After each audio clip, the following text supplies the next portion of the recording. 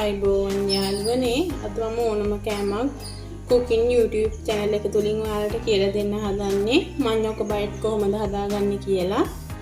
අපි බලමු කොහොමද මේක හදාගන්නේ කියලා. ඉස්සෙල්ලම මඤ්ඤොක් කලේ අපි සුද්ධ කරලා වතුරට දාලා හොදගමු.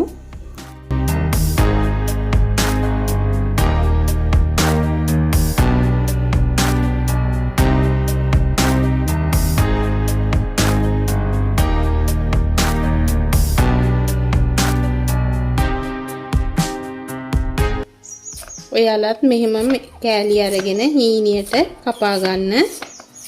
කපලා මේක අපි ඉස්සෙල්ලම දාගමු ඇල් වතුරේකට.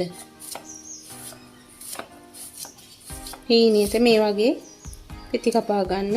කපලා මේව වතුරේකට දාගමු. මේක පුළුවන් තරම් හීනියට කපා ගන්න තරමට මේක ඉක්මනට බෙද ගන්න පුළුවන්. මේක සයන් රැකියාවක් වගේ කරන්නත් පුළුවන් ඔයාලට.